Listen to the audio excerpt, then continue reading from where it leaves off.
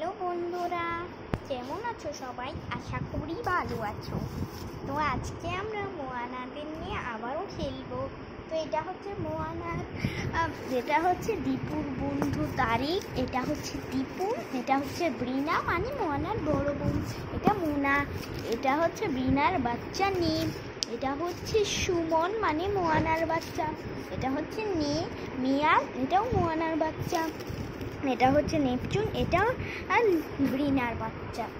আর এরা হচ্ছে চাঁদপুরে এসছে, চাঁদপুরের একটা পাহাড়ে উঠেছে। এরা হচ্ছে পাহাড়ে না মানে 6তলা বিল্ডিং, 4তলা বিল্ডিংয়ে, 4তলা বিল্ডিংয়ে একটা বাড়ি আছে। তোমাদেরকে বাড়িটা দেখাই, দেখো কত সুন্দর বাড়ি, কত সুন্দর নকশা করা। এই বাড়ি তো আমাদের গ্রুপে আরেকটা পেজে আছে, তাই না? এই গ্রুপে আমাদের তো এই বাড়ির ছবি আরেকটা আছে। এটাই আগে উপরে একটা থাকছিল, এখন ওটা আঠা শেষ। তো চলো খেলা শুরু করি। হ্যালো, চলো আমরা তো আজকে চাঁদপুরে লঞ্চে করে আবার বেড়াতে এসেছি চাঁদপুরে। তারিক বলল হ্যাঁ, আজকে তো মনে হচ্ছে মোয়ানার, কালকে নাকি মোয়ানার দাদা আসবে। কিন্তু কিন্তু কিন্তু হচ্ছে কুলফি পরিবার কোথায় গেল? ওদেরকে একটু ডাকো না। ওদের ডাকো না, ওরা তোমার উপর অনেক রাগ হয়েছে। কেন? আরে ডাকবো, সরি, আসলে ওরা, তুমি ওদেরকে ফেলে দিয়েছো বলে ওরা অনেক রেগে আছে। তখন মিয়া হাততালি দিল, টিক টিক টিক, অমনি তারা চলে এলো। হ্যালো, সরি বন্ধুরা, আমি আর তোমাদেরকে ফেলবো না। আর জাগবা মানে এটা হচ্ছে রয়্যাল বেঙ্গল টাইগার, এটা হচ্ছে শিল, এটা হচ্ছে গরিলা, এটা হচ্ছে পান্ডা টুটি, এটা হচ্ছে বেয়ার কুলফি। তো ওরা এখানে বসবে।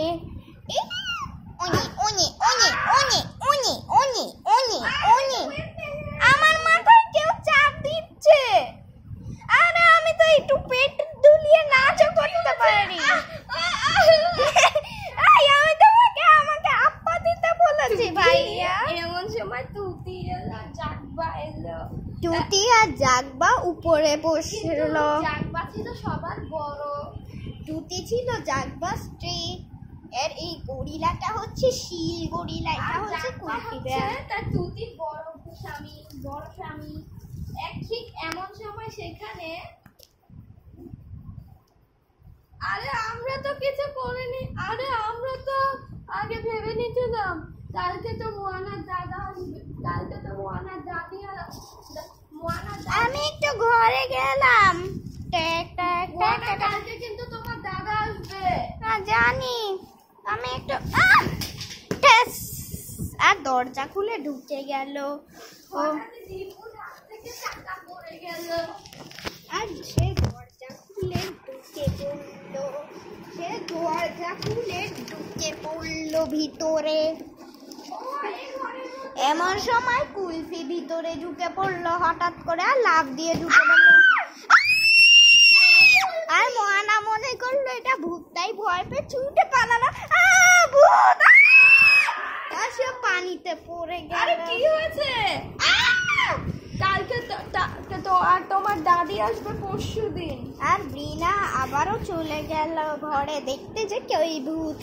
আর সে ঢুকে দেখলো ভিতরে কুলফি বসে আছে। এটা তো কোনো ভূত না, এখানে মোয়ানাকে না। আর মোয়ানাকে ডাক মারলো। তখন জোরে তাকে ডাকলো। আমি মোয়ানা লাফ দিয়ে চলে কই এটা, কই ভূত? এটা তো কুলফি। কুলফি আমাকে ভয় দেখিয়েছে। ওটা তো আমি দুষ্টামি করে দেখিয়েছি। তোমাকে আমি আবার ফেলে দিব। দাও। কিন্তু তাকে কোলে নিতে পারলো না, সে অনেক ভারী ছিল। কিন্তু শিল এটা দেখে ছুটে এসে একটা তীরের উপর আর তীরের উপর পড়ে আবার উঠে গেল। তারপর মোয়ানার গায়ে এসে পড়লো, আর মোয়ানা রাগ হলো। শিলের বাচ্চা, তোমাদেরকে আমি আবার ফেলে দিব কাল থেকে। আমরা তো ব্যথা পাই না বেবি।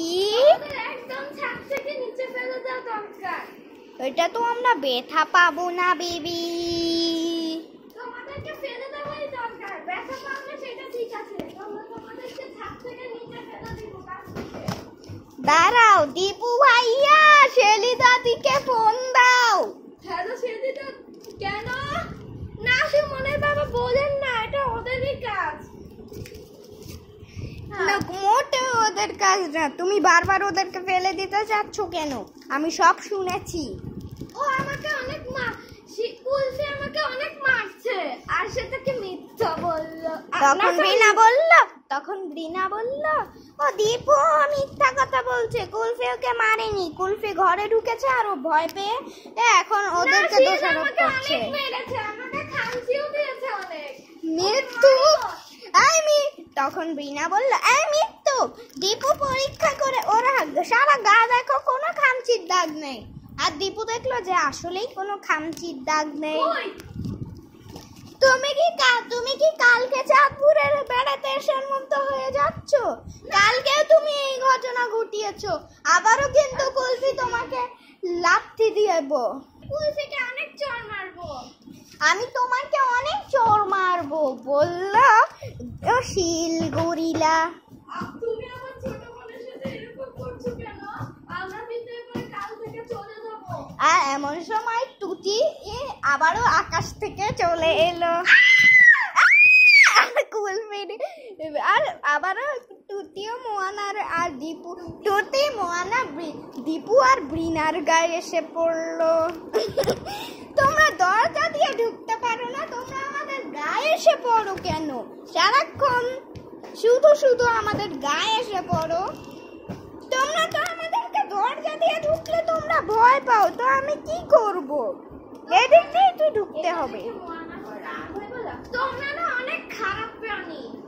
আর তুই কি? তুই সারাক্ষণ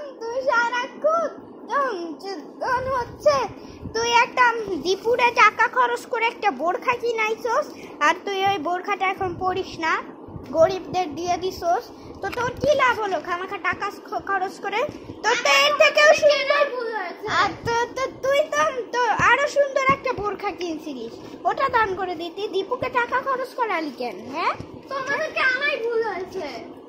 তোমাকে দাঁড়াও সুমন। কি? আর সুমন দরজা দিয়ে ঢুকে পড়লো। কি হয়েছে? কিন্তু সেটা টুটি পাছার সাথে লাগলো। আমার পাছার সাথে লাগাচ্ছ কেন তুমি? সরি, আমি ভেবেছি এটা চোর।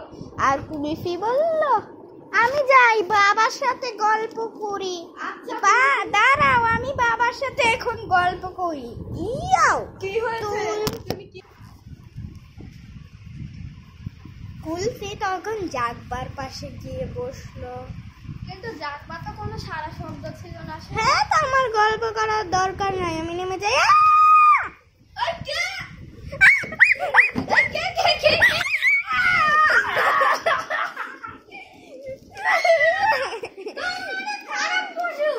তুই অনেক খারাপ মানুষ। তুমি তো আমাদেরকে কেন নাই কিনছে তোমার শেলু দাদি। আর তোর আমারে ফেলে দেওয়ার কথা ছিল। তুই একটা বদ মেয়ে।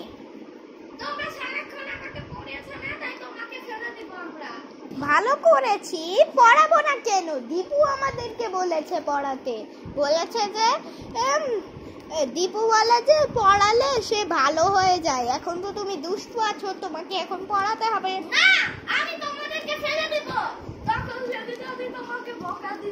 দাঁড়াও, তোমাকে কুলফি যাও ওকে পড়াও। না তোরা পড়ামু। এই কথা বলে ঠুস আই মৃত্যু, তুই এখন মেডিকেলে পড়স না? হ্যাঁ,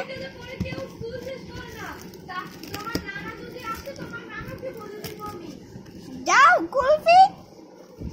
কুলফি তো ও যেন পড়ে। এখন সবাই ঠিকঠাক বসো, আমরা বাইরে থেকে ওদের পড়া শুনবো। শিল তুমিও বসো। কুলফি তুমি মোয়ানাকে নিয়ে যাও। আর কুলফি বাড়ি থেকে বেরিয়ে মোয়ানাকে এখানে বসালো।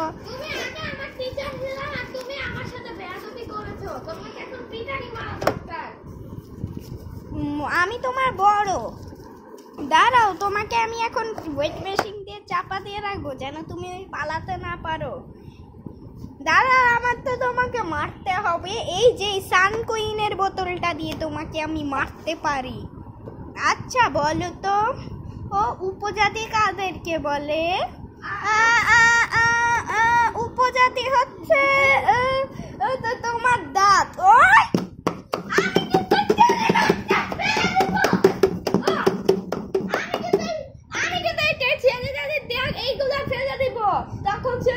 তখন দীপু বাইরে থেকে বলে, আর দাঁড়াও আমি শেরি দাদিকে ফোন না না না না না না না না করতেই হবে। হ্যালো শেরি দাদি, মোয়ানা তোমার জিনিসগুলো ফেলে দিতে যাচ্ছে।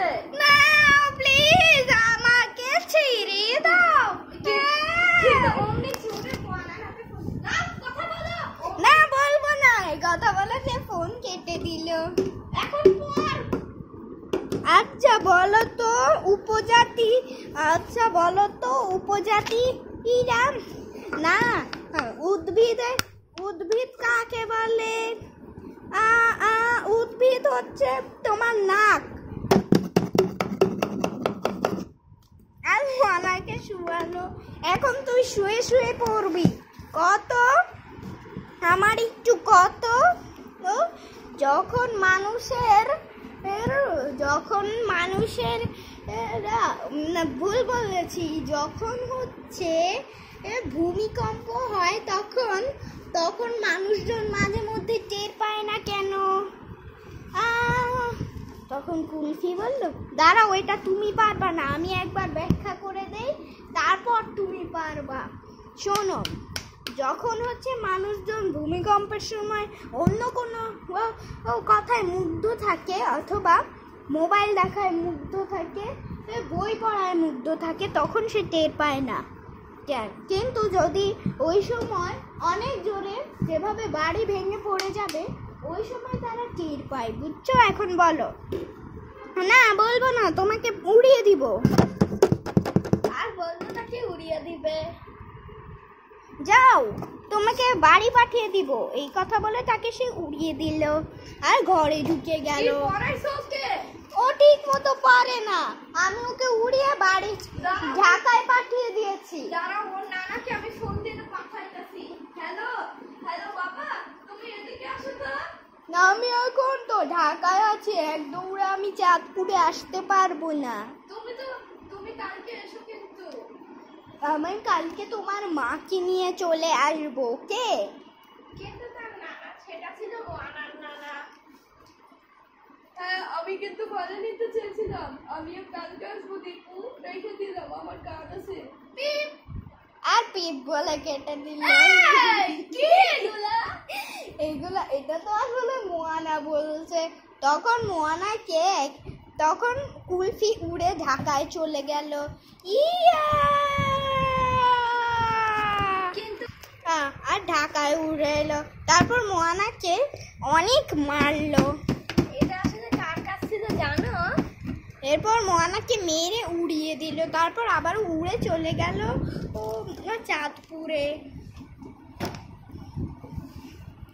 আজকে রাত 9:25 তো আবারও লঞ্চ ছাড়বে। চলো আমরা নদীতে যাই। হ্যাঁ চলো। এই কথা তোমরা একটু ওয়েট করো, আমরা এখন হচ্ছে চলে আসবো। আজকের মতো আমরা এখানেই শেষ করছি। আমরা আবার কালকে ওদের জাহাজে উঠার ভিডিও দিব। আজকে এর মতো এখানেই শেষ। Bye bye. তোমরা অবশ্যই ভিডিওটিতে লাইক করবে এবং সাবস্ক্রাইব করবে। ওকে? তোমরা বললে আমি মোয়ানাদের নিয়ে খেলার পার্ট 3, 4, 5 সব দিব। ওকে? অবশ্যই কমেন্টে তোমাদের কেমন লেগেছে জানিয়ে দিবে। ওকে? Bye by.